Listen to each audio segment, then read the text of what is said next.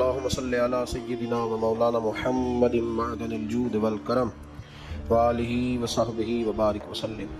تمام تعریفیں حمد و ثنا اللہ تعالیٰ جل مجدہ الکریم کے لیے۔ بعد ہر قسم کے درود و سلام نبی مکرم سید عالم آقا کل ختم رسول دانۂ سبل احمد مجتبیٰ جناب حضرت محمد مصطفیٰ صلی اللہ تعالیٰ علیہ وسلم کی ذات والا صفات کے لیے حمد و صلات کے بعد قرآن مجید میں اللہ کریم نے فرمایا شہر رمضان الذی انزل فیہ القرآن، فرمایا رمضان کا وہ مہینہ ہے جس میں ہم نے قرآن مجید کو نازل فرمایا ہے۔ رمضان المبارک اللہ تبارک و تعالیٰ کے پسندیدہ ایام میں سے وہ خوبصورت ایام کا مجموعہ ہے جس میں اللہ اپنے بندوں پر زیادہ مہربانی فرماتا ہے۔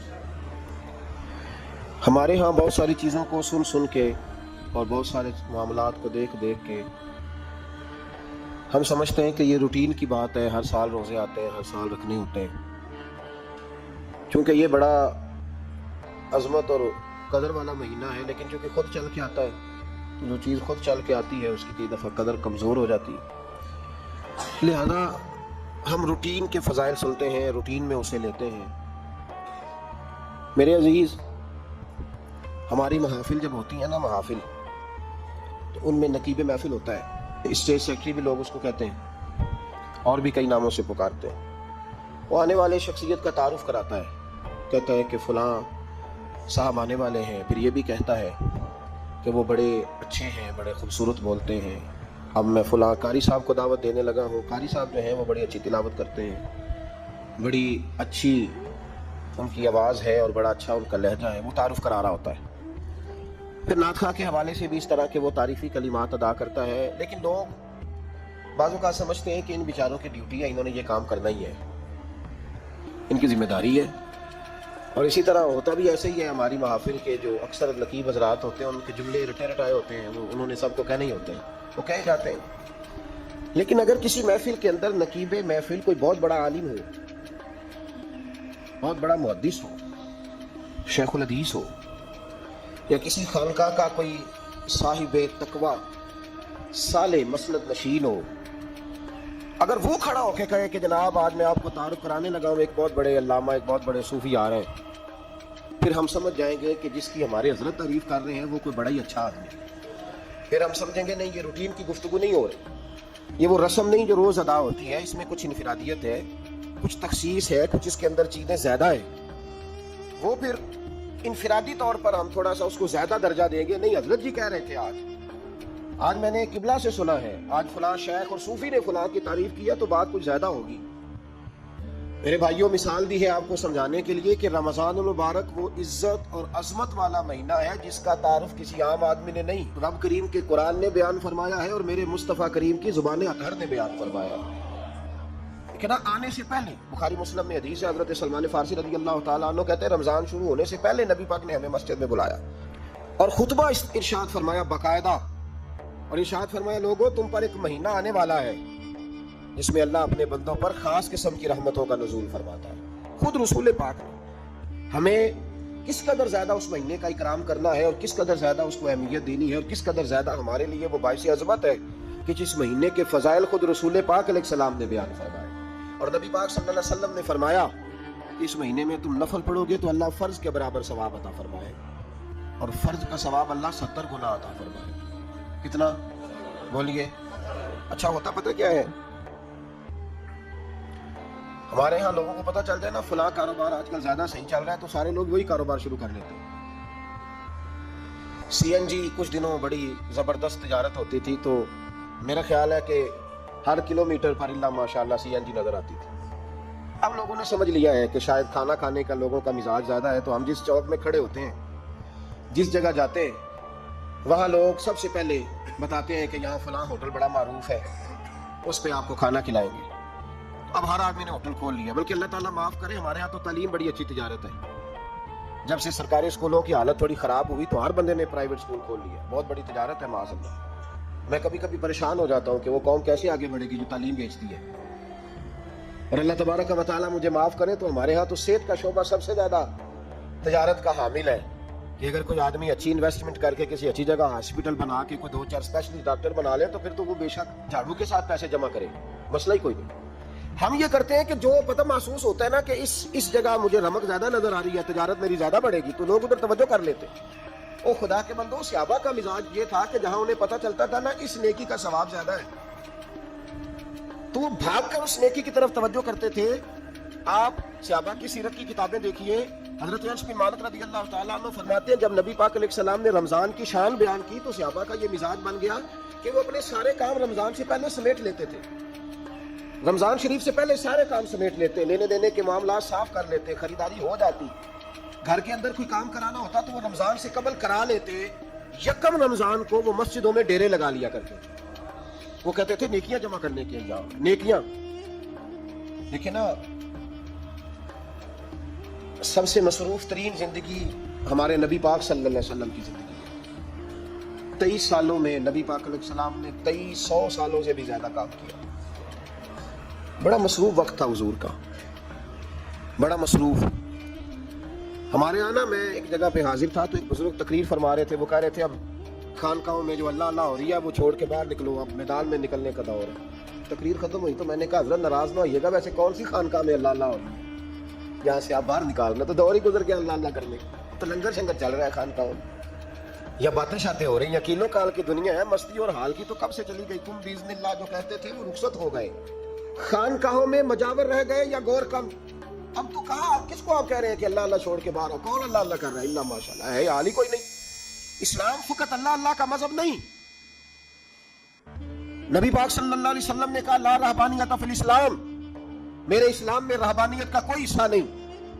ایک آدمی جا کے صرف مسجد میں بیٹھ جائے، حقوق سارے چھوڑ دے، بال بچوں کو بھول جائے، اسلام اس کی حوصلہ افزائی نہیں کرتا، حوصلہ شکنی کرتا ہے۔ وہ والی صوفی کا درس حضور نے نہیں دیا کہ مسجد میں بیٹھو اور بس مسجد میں بیٹھو، خانقاہ میں بیٹھو، بلکہ نبی پاک صلی اللہ علیہ وسلم ہمیں بدر میں بھی نظر آتے ہیں، حضور خود جنگ کا لباس پہن کر ہمیں احد میں دکھائی دیتے ہیں، نبی پاک صلی اللہ تعالی وسلم ہمیں خندق کے موقع پر ہاتھ میں کدال پکڑ کر نبی پاک علیہ السلام ہمیں کھدائی کرتے ہوئے نظر آتے ہیں، مسجد نبی تعمیر ہو رہی ہے تو حضور ہمیں خود اینٹیں اٹھاتے ہوئے دکھائی دیتے ہیں، سارے کام حضور نے کیے ہیں۔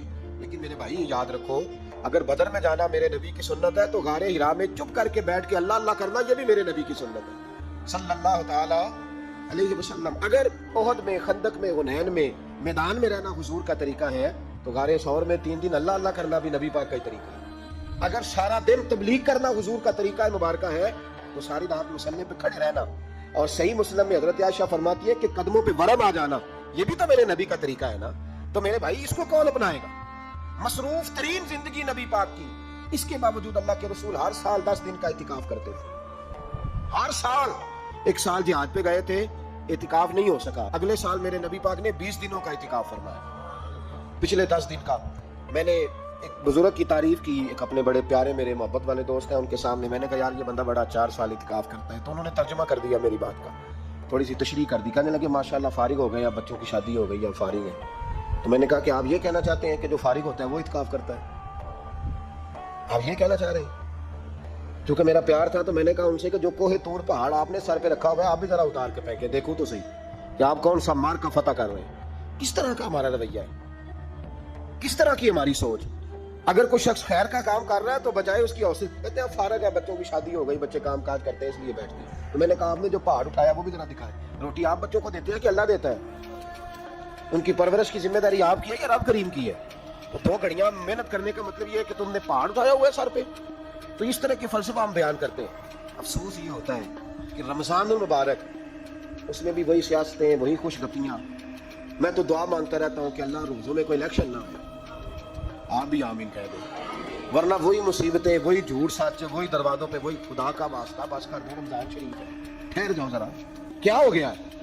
میرے نبی پاک صلی اللہ علیہ وسلم نے فرمایا 11 مہینے جنت سجائی جاتی ہے اور پھر رمضان میں اللہ اپنے بندوں کے لیے جنت کے دروازے کھول دیتا ہے۔ 1 گھنٹہ پہلے صفائی کرتے ہیں مہمان نے آنا ہو تو 1 گھنٹہ، ورنہ بچے دوبارہ سے پھر چیزیں بکھیر دیں گے، 1 گھنٹہ پہلے صفائی ہوتی ہے، لمبی نہیں۔ لیکن میرے نبی پاک نے فرمایا رمضان کے لیے رب کریم 11 مہینے جنت کو سجاتا ہے۔ چھوٹی بات ہے، روزے آ گئے، معمولی حیثیت ہے۔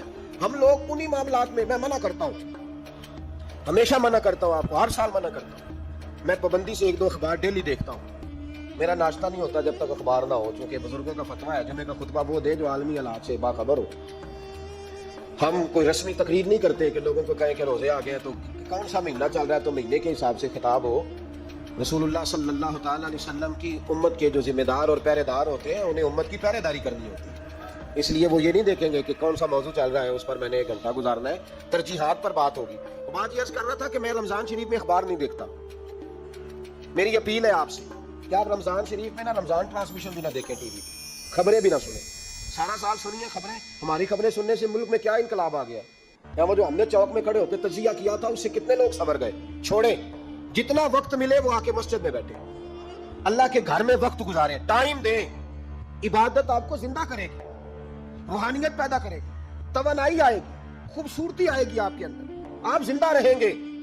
دنیا داری دلوں کو مردہ کرتی ہے، قرآن کی تلاوت، اللہ کا ذکر، مسجد کی حاضری روح اور دل کو زندہ کر دیا کرتا ہے۔ مسجد میں بیٹھے، وقت دیں، مہربانی کریں۔ اور یہ بھی آج میں بڑی ذمہ داری سے عرض کر رہا ہوں، اگر آپ کبھی زندگی میں مجھے بھی دیکھیں نا ٹی وی میں کسی عورت کے ساتھ میں کسی پروگرام پہ بیٹھا ہوں تو آپ بالکل لحاظ نہ کریں، آپ بالکل وہ چینل بند کر دیں، ہمیں ضرورت ہی نہیں۔ میرے لیے کوئی مفتی دلیل نہیں ہے تو عورت کے ساتھ بیٹھا ہے پروگرام میں۔ میں نے تو وہ والا قرآن پڑھا جس میں اللہ کریم نے کہا عورتیں آ جائیں تو مرد نظریں نیچی کر لیں۔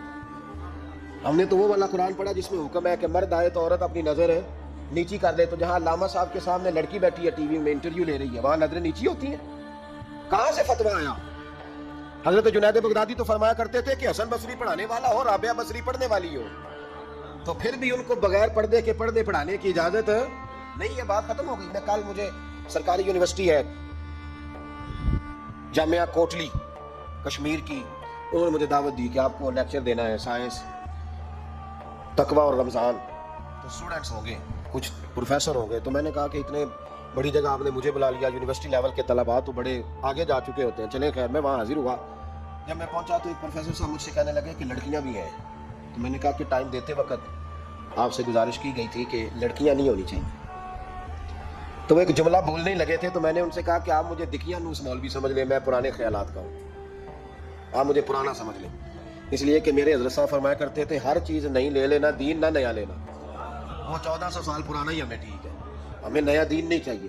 کہنے لگے جی وہ بچیاں تھوڑی پیچھے بیٹھ جائیں گی۔ میں نے کہا آپ درمیان میں پردہ لگا لیں، میں انہیں نہ دیکھوں وہ مجھے نہ دیکھیں، ٹھیک ہے، بات سنیں، ختم ہو گئی۔ لیکن اگر وہ سامنے بیٹھیں گی تو ہم نہیں بات کریں گے۔ تو وہ چونکہ پی ایچ ڈی لیول کے لوگ ہوتے ہیں، زیادہ پڑھے ہوتے ہیں، دلائل دینے کی کوشش کی، تو میں نے کہا میں دلیل نہیں سنتا، میں سنتا ہوں یا اللہ کا قرآن یا مصطفیٰ کا فرمان۔ تو آپ مہربان، لیکن انہوں نے ضد نہیں کی، بڑے اچھے لوگ تھے، نے کہا جی ٹھیک ہے لڑکیاں نہیں بیٹھیں گی۔ میرا عرض کرنے کا مقصد یہ ہے کہ کیا فرق پڑتا ہے ہمیں، بہت سارے ذرائع ہیں عورتوں تک پیغام پہنچانے کے، پیغام پہنچ جاتا ہے، کوئی عرض نہیں۔ آپ باپ پردہ بندوبست کریں، ہمارے رمضان کے فجروں کے درس میں ہزاروں کی تعداد میں عورتیں آتی ہیں، ان کے لیے باپردہ بیٹھنے کا بندوبست ہے۔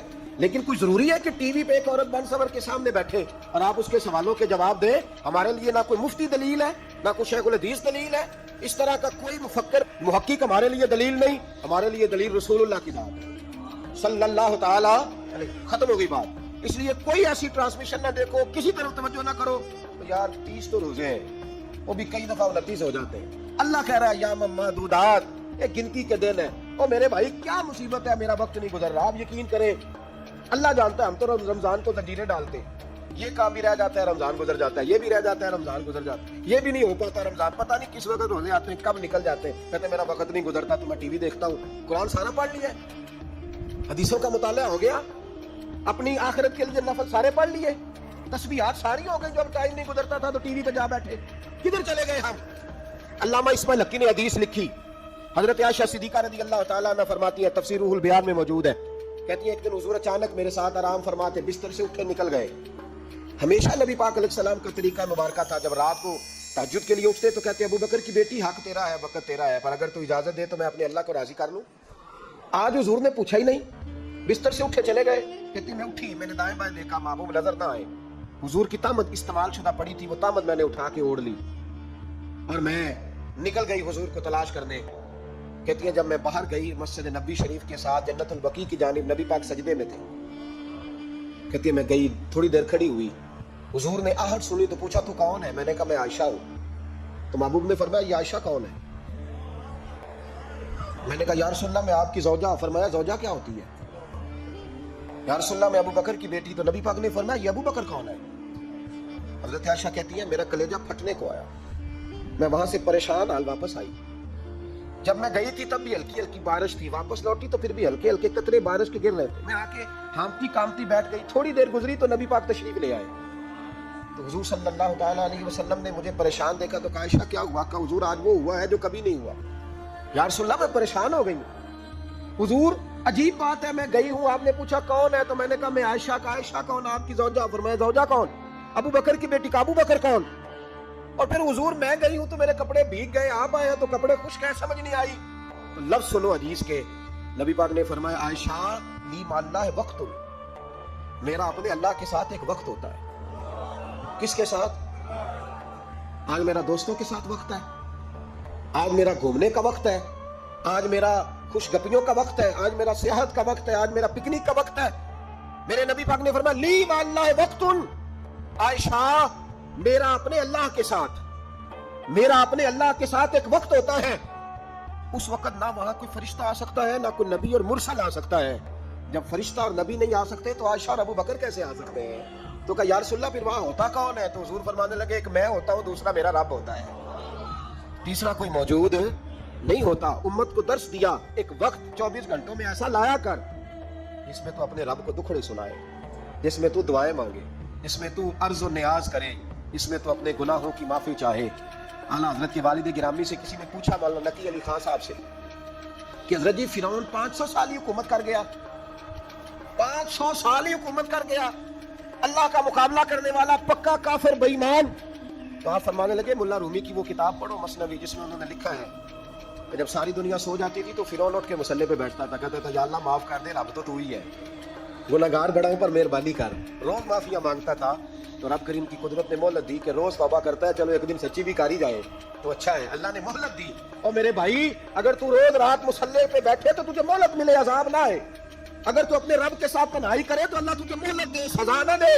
لیکن ہم یہ وقت نکالتے ہی نہیں، اللہ کے ساتھ میت کا ہمارا مزاج ہی نہیں۔ ترمذی شریف میں نبی پاک علیہ السلام نے فرمایا دنیا داروں کو دکھڑے نہ سنایا کر، مالداروں کے سامنے رونے نہ رویا کر، یہ تجھے کیا دے سکتے؟ تو اٹھ کے جائے گا تو کہیں گے محنت کرتا نہیں، روز مانگنے آ جاتا ہے۔ دنیا داروں کو دکھڑے نہ سنا، فرمایا دکھ سنا تو اپنے رب کو سنا، اللہ والوں کو سنا، اللہ کے نبی کو سنا۔ اس سے مراد یہ سارے کہا دکھڑے اپنے رب کو سنا۔ اگر تو اپنے رب کو دکھڑے سنائے گا تو تھوڑی دیر ضرور ہوگی، لیکن ایک دن ایسا ضرور آئے گا، میرے مصطفیٰ کریم فرماتے ہیں رب تجھے دنیا سے بے نیاز کر کے مالا مال فرما دے۔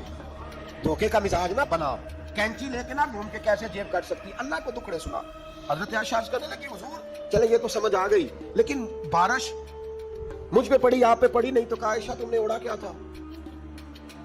کہا حضور آپ کی تامت۔ فرمایا بارش کوئی نہیں کی، جب تو نے میری تامت لی تو خدا کی رحمتیں تم پر برسنے لگ گئی۔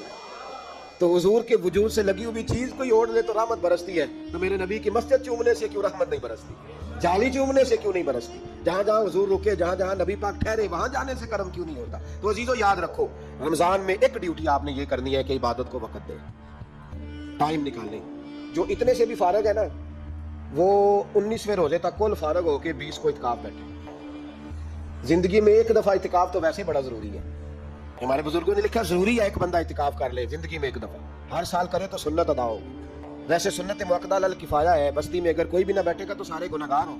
ہم انشاءاللہ اس مسجد میں اس سال اجتماعی اعتکاف کریں گے۔ میں نے یہ پروگرام بنایا ہے کہ لوگ اعتکاف تو بیٹھتے ہیں لیکن نہ بیچاروں کو قرآن مجید پڑھنا آتا ہے، نہ نماز وضو غسل کے مسائل آتے ہیں، نہ انہیں پتہ ہے کہ رات عبادت کیسے کرنی ہے۔ تو میں نے یہ ارادہ کیا، اس سال میں نے معافی لیا ہاتھ باندھ کے، میں نے کہا یار سارا سال میں پورے ملک میں گھومتا ہوں، اس سال رمضان میں میرا ارادہ ہے میں صرف اپنے شہر میں رہوں، میں کہیں نہ جاؤں، تاکہ جو جہاں سے بھی چل کے آئی اسے فون نہ کرنا پڑے، میں اسے مل جاؤں ویسے ہی۔ تو میں انشاءاللہ تعالیٰ یہیں رہوں گا، رمضان کی 10 راتیں میں اپنے اعتکاف والوں کے ساتھ گزاروں گا انشاءاللہ تعالیٰ۔ یہاں آپ لوگ آئیں، جو سنجیدہ قسم کے لوگ ہیں ان کو ساتھ لائیں، وہ یہاں آ کے اعتکاف کریں۔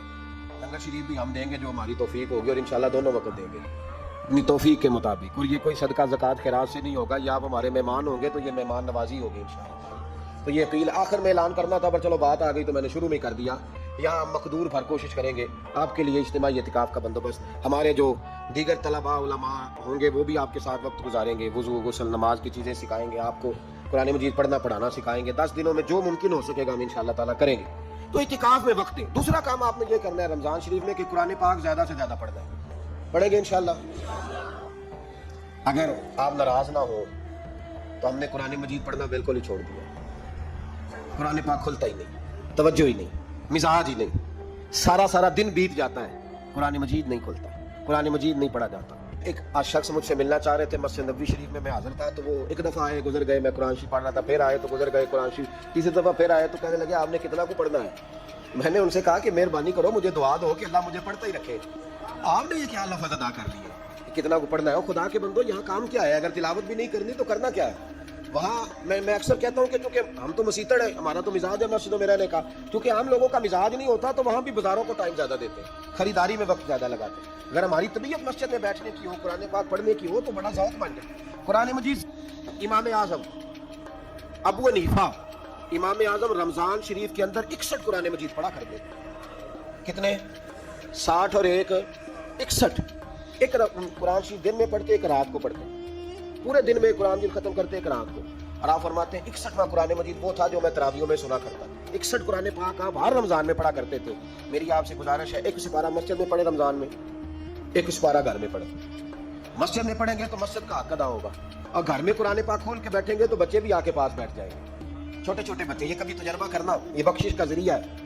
جب آپ بچوں کی ماں سویرے سویرے بڑا اچھا دوپٹہ لے کے اور مصلی بچھا کے اور قرآن مجید کی ریل رکھ کے اور پھر اس کو خوشبو لگا کے جب کھولتی ہے نا, تو اس کی جو 2-2.5 سال کی بچی ہوتی ہے وہ بھی کہیں سے دوپٹہ ڈھونڈنے لگ جاتی ہے, وہ بھی دوپٹہ لے کے آتی ہے, وہ دائیں بیٹھتی ہے. اس کا جو 4 سال کا بچہ ہوتا ہے نا, اگر ابا بیٹھا ہے تو 4 سال کا بچہ بھی کہیں سے ٹوپی ڈھونڈ کے لاتا ہے, اسے پڑھنا نہیں آتا, لیکن وہ بھی آ کے نا سپارہ لے کے بیٹھ جاتا ہے. میں نے دیکھا ہے بچے تھوڑا تھوڑا ہلنے لگتے ہیں.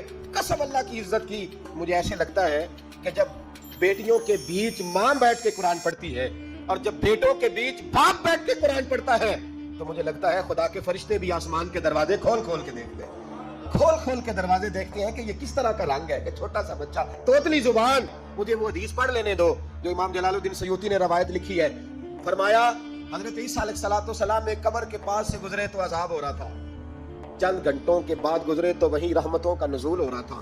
حضرت عیسیٰ عرض کرنے لگے, مولا میری مجال نہیں میں پوچھوں, چند گھنٹے پہلے یہاں عذاب تھا, اب یہی کرم ہو رہا ہے. اللہ اب اس نے کوئی نیک عمل کیا تو ہے نہیں, قبر میں تو عمل ختم ہو جاتا ہے, اتنا کرم کیسے؟ تو رب کریم نے فرمایا موسیٰ بندہ بڑا گناہگار تھا, پاپی تھا, سزا کا حقدار تھا, اور جب انتقال اس کا ہوا تو بیوی اس سے پہلے حاملہ تھی. اس کے انتقال کے 2-4 مہینے بعد بچہ پیدا ہوا, پھر اس بیوی نے بچہ پالا.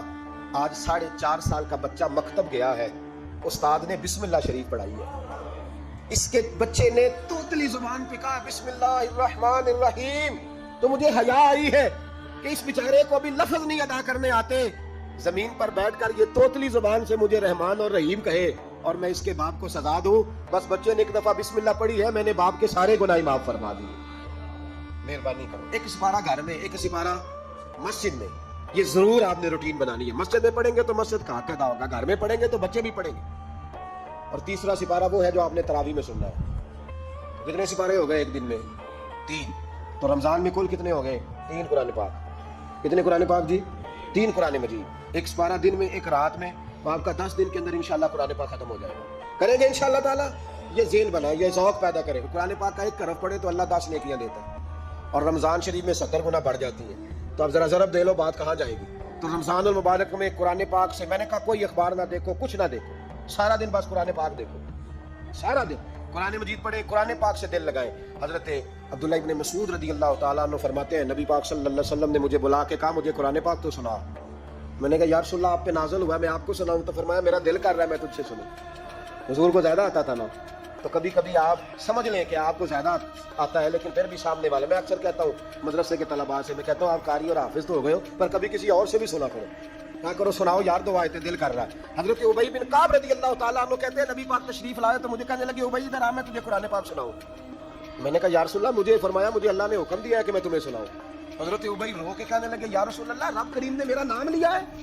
میں کہا وہ کہا؟ فرمایا ہاں تیرا نام لیا ہے. رونے لگے, کہنے لگے حضور پھر تو میں بڑا خوش نصیب ہوں, سنائیے میں سنتا ہوں.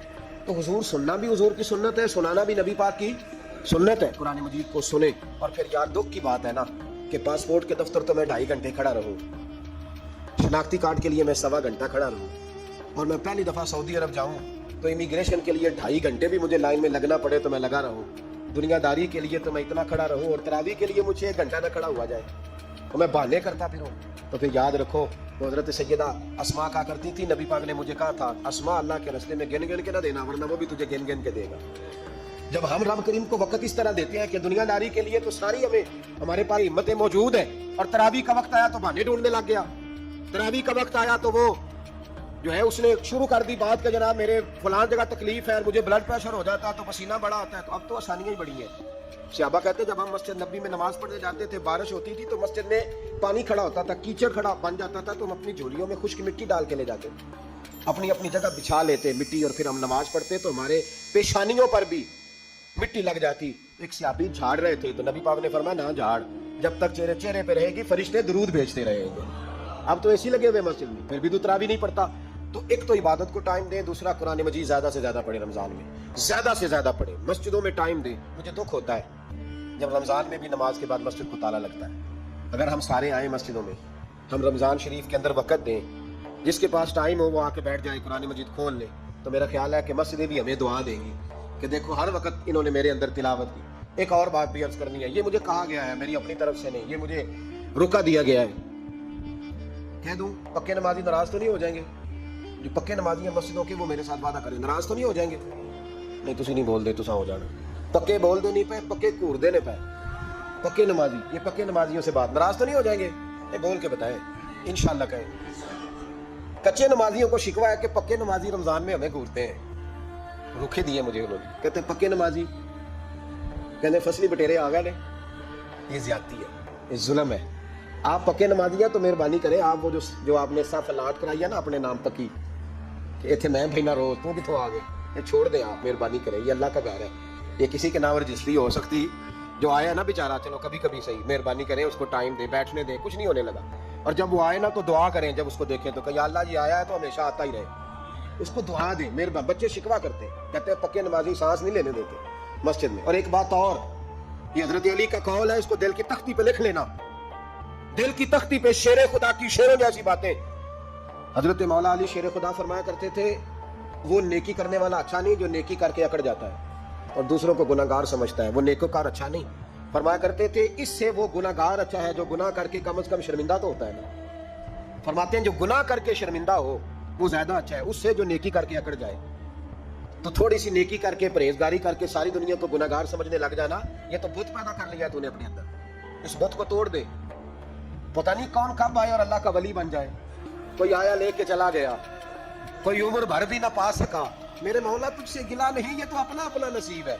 तो मेहरबानी करें पक्के नमाजी, थोड़ी शफकत करें। ये मैं सबसे नहीं कह रहा, जो घूरते हैं सिर्फ उनसे कह रहा हूँ। कुछ पक्के नमाजी हैं तो अल्हम्दुलिल्लाह दिल के भी बड़े पक्के हैं, सोच के भी बड़े पक्के, अच्छे खूबसूरत लोग। लेकिन कुछ ऐसे लोग हैं, हमारे शहर के एक डॉक्टर साहब हैं, मैंने कहा नमाज मस्जिद में पढ़ा करें। उनकी उम्र काफ़ी ज़्यादा हो गई है, तो कहते हैं हजरत मैं पढ़ूंगा इंशाल्लाह। उनको मैंने दवाई लेने गया तो मैं वहाँ भी मैंने बात शुरू कर दी। मैंने कहा आप मेहरबानी करें, कहते मैं आऊँगा। कुछ दिनों के बाद मैंने उस मस्जिद में नमाज पढ़ी और ख़ास करके पढ़ी कि ये टाइम है। मैंने फ़ोन किया कि डॉक्टर साहब आप नज़र नहीं आए, तो कहते हैं सब नाराज़ ना हो जाए। नमाजी मुझे कहते थे खैर है डॉक्टर साहब, कहीं गलत जगह तबादला तो नहीं हो गया, कोई मुसीबत तो नहीं आ गई? तो कहते मुझे शर्म सी आती है कि नमाजी इस तरह, वैसे भी मैं गया नहीं, 60 साल उम्र हो गई, तो अब नमाजी तो ये आप क्या कर रहे हैं? हम कोई अल्लाह की रहमत के मुंशी हैं कि हमसे पूछ के वो देगा जिसको देगा? क्या करते ओ भाई? हजरत बायजीद बुस्तामी रहमतुल्लाह ताला अलैह जैसे लोग कहा करते थे जिन्होंने सारी जिंदगी झूठ नहीं बोला, हराम नहीं खाया, फरमाते थे अल्फन कहता हूँ, बालिग होने के बाद नमाज कज़ा नहीं की, लेकिन फिर भी कहा करते थे दुआ मांगो मेरा रब मुझसे हिसाब ना पूछ ले। हिसाब वाला नहीं हूं मैं, दारगुजर वाला हूँ। अदल करे ते थर थर कंबन उच्चियां शाना वाले, ये तू फजल करे ते बख्शे जामन मेरे जय मुंह काले। तो मेहरबानी करे आगे चले, रमजान शरीफ में सखावत करनी है। हजरत अनस बिन मालिक रज़ी अल्लाह ताला अन्हु फरमाते हैं जिस तरह तेज आंधी चलती है, जरा मिसाल देखे सहाबी की कितनी खूबसूरत। फरमाते हैं जिस तरह तेज आंधी चलती है ना, इस तरह रमजान में मेरे नबी की सखावत चला करती थी। नबी पाक हर साइल को देते, जो कैदी बंद होते ना, कैदी जंग के कैदी कुफार, हुजूर उन्हें भी आजाद कर देते रमजान। फरमाते जाओ तुम्हें आजाद किया, सखावत करें। और मेरा मशवरा है इस दफा गरीबों से गरीब सखावत करें। नुस्खा दे रहा हूँ अमीर होने का, तू सखी हो जा, रब करीम तुझे अमीर कर देगा। सखी बन जा, माला वाले सखी नहीं होंगे ते सखियां कोल माल नहीं होंदा, इत्थे उत्थे दोवां जान नहीं, सखी कंगाल नहीं होंदा। सखी बन जाओ। मेरे नबी पाक अलैहि सलाम ने फरमाया बंदा कभी भी जेब का सखी नहीं होता, सखी वही होता है जो दिल का होता है। غریبوں کو میرا مشورہ ہے کہ 10 روپے دو لیکن رمضان میں روز دینا، ہر شام دینا، غریبوں کو ساتھ بٹھاؤ، روٹیاں کھلاؤ، افطاریاں کراؤ، غریبوں کے گھروں کے اندر سوٹ پہنچاؤ، مدارس کے طالب علموں کو کپڑے خرید کے دو، جو کچھ نہیں دے سکتا وہ ایک مسواک لا کے دے، ڈیوٹی کرو، اپنے دائیں بائیں غریبوں کا خیال رکھو۔ جن گھروں میں اکثر دیکھتے ہو کہ دال کا شاپر جاتا ہے، وہاں رمضان شریف میں صبح صبح گوشت پہنچاؤ، مہربانی کرو۔ غریب امیر تو کسی کو تب دے گا جب اس نے ووٹ لینے ہوں گے، وہ تو وہاں زکات دے گا جہاں سے اسے پتا ہوگا کہ میری تعریف اچھی ہوگی، وہ تو مسجد میں اس وقت خرچ کرے گا جب اس کا نام باہر بورڈ پہ لکھا جائے گا۔ غریبوں، تم نے ظلم کیا ہے۔ اگر تم اپنی 4 غریب بھائی مل کے ایک غریبنی بہن کا خیال رکھتے تو اس غریبنی کو محلے کے چودھری کے پاس نہ جانا پڑتا۔ اگر 4 غریب بھائی ایک غریب بھائی کا خیال کر لیتے، تھوڑے تھوڑے جو صاحب حیثیت تھے، تو وہ مجبور نہ ہوتا۔ مہربانی کرو۔ حضرت عبداللہ ابن عمر رضی اللہ تعالیٰ عنہ ہر روز مدینے کے مسکینوں کو ڈھونڈ کے لاتے تھے، فرماتے تھے کہ ان کو ایک تھیلا دینا میں عزت نہیں سمجھتا، ڈھونڈ کے لاتے غریبوں کو اور اپنے سامنے دسترخوان بچھاتے رمضان میں، اور پھر ان پہ کھانے چنتے اور فرماتے غریب کھائیں گے تو میرا اللہ راضی ہوگا، ساتھ بٹھا کے کھلاتے۔ ایک بڑی عجیب بات ہو گئی، گھروں میں ہو جاتی ہے، جن گھروں میں زیادہ مہمان آتے ہیں وہاں یہ مسئلے بن جاتے ہیں۔ ایک دن زوجہ کہنے لگی کھانا آپ کا یہ آج مہمان کو نہ لائیے گا، کہہ دیتی ہیں نا بیویاں کبھی کبھی، یہ نافرمانی نہیں۔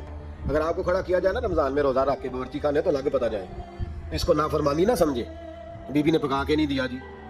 تو حضرت عبداللہ ابن عمر کی زوجہ کہنے لگی آپ کا کھانا ہے، مہمانوں کا کوئی نہیں۔ تو حضرت عبداللہ ابن عمر کہنے لگے اللہ تجھے جزا دے، تو روز پکا کے دیتی ہے، چل اس طرح کر، مجھے سرکہ اور کھجور دے دے، روٹی میرے مہمان کو دے دے۔ آپ کی زوجہ رو پڑی، کہنے لگی اگر آپ افطاری والوں کا اتنا خیال کرتے ہیں تو میں نہ کروں؟ مجھے 10-20 منٹ کا ٹائم دے، میں اپنے اوپر وزن بوجھ ڈالوں، میں تھوڑی مشقت میں پڑوں گی، لیکن مہمانوں کے لیے افطاری کا ضرور بندوبست کروں گا۔ ہمارے یہاں تو افطاریاں بھی سیاسی ہیں، ووٹ اکٹھے کرنے کے لیے افطاریاں، اور ڈرو اللہ سے۔ کس کس نام پہ لوگ دنیا داری کریں گے، کس نام؟ غریبوں کو کھلاؤ کھانا جن کو سارا سال گوشت ملتا ہے ان کی۔ میں کل یونیورسٹی میں کہہ رہا تھا کہ بڑا ہاتھی ہوتا ہے پر بادشاہ شیر ہوتا ہے، اس لیے کہ شیر ہفتے میں ایک دن گوشت کھاتا ہے، اگر روز کھائے نا تو اس سے بھی نہ اٹھا جائے، جس طرح ہم سے نہیں اٹھا جاتا، اس سے اٹھا کوئی نہ جائے، وہ ہفتے میں ایک دن کھاتا ہے۔ مگرمچھ سب سے دلیر جانور ہے دریائی جانوروں میں سے، لیکن 24 گھنٹے میں 700 گرام کھانا کھاتی ہے، اور شیر کا بھی پنجہ پکڑ لے تو شیر چھڑا نہیں سکتا، روٹی کھا کے تو حال ہی کوئی نہیں قوم کا۔ تو مہربانی فرمائے، فاقہ آپ کو طاقتور کرے گا، اور جتنا زیادہ انسان کھاتا ہے شہوانی قوتیں زیادہ ہوتی ہیں، اس لیے نبی پاک نے کہا تھا نوجوانوں کو یا شادی کر لو یا روزے رکھا کرو۔ اگر زیادہ روٹیاں کھاؤ گے تو تمہارے اندر نفسانی اور شہوانی قوتیں زیادہ پروان چڑھیں۔ تو مہربانی فرمائے رمضان میں غریبوں کے فاقوں کا خیال کریں، انہیں پہنچا کے آئیں، گھر جا کے دے کے آئیں۔ میں اکثر یہ روتا ہوں کہ ہماری مسجدوں میں نا 27ویں کو قاری صاحب کا سوٹ ملتا ہے، اس کے پیچھے سازش یہ ہوتی ہے کہ 27ویں روزے نہ تو درزی پکڑے گا نہ سی کے دے گا، تو ہم یہ سازش کرتے ہیں کہ دیں نہ ہوئے مولوی بھی ساڑھے ورگا سوٹ پا لے عید پہ، تو پھر ساڑھے جی چودھری جی مولوی جی فرق ہی رہ گیا۔ تو 27ویں کو اس لیے دیتے ہو کہ درزی نہ پکڑے، اس بیچارے کو دینا ہے تو یکم رمضان کو دو، اس کو حضرت جی میرے والا جوڑا پہن کے آپ نے تراویحیں پڑھا لی، یہ جمعہ آپ نے میرے سوٹ سے۔ مہربانی کریں، آپ جو آپ کے اپنے علاقے کے مسجد کے قراء ہیں، حفاظ ہیں، طالب علم ہیں، ان کو رمضان شریف سے شروع ہونے سے پہلے، اور کسی گھر میں آپ لنگر پہنچاتے ہیں 20ویں روزے تو 20 روزے تو فاقے سے انہوں نے رکھ لیے، اب آپ گھی لے کے پہنچ گئے۔ اگر رمضان کی نیت کر کے رمضان سے پہلے بھی دو گے تو اللہ رمضان جتنا ہی اجر عطا فرمائے گا۔ فطرانہ یکم رمضان کو دے دو، مہربانی کرو، تاکہ غریب کے گھر کے اندر چولہا صحیح جلے، اس کے بچے بھی کھانا صحیح کھائیں۔ میری یہ گزارش ہے کہ اگر آپ نے کسی غریب کی بچی کو کپڑا، لباس اور غریبوں کو کچھ لے کے دینا ہے تو رمضان سے پہلے لے کے دیں، تاکہ درزیوں کا ریٹ کم ہو، وہ کام جو ہے وہ جلدی ہو جائے۔ اور میری گزارش ہے مسلمانوں سے کہ اپنے سارے کام رمضان سے پہلے سمیٹ لو، اتنے قیمتی دن دوبارہ نہیں ملیں گے جو زندگی میں رمضان دوبارہ سے آ رہا، سارے کام پہلے کر لو۔ ہمارے ہاں تو آپ یقین کر لیں، نہ درزی تراویحیں پڑھتا ہے، نہ کپڑوں والا پڑھتا ہے، نہ کاج بٹن والا پڑھتا ہے، نہ نلکی والا پڑھتا ہے، وہ کہتے ہیں جی راشی سارا ان دنوں میں۔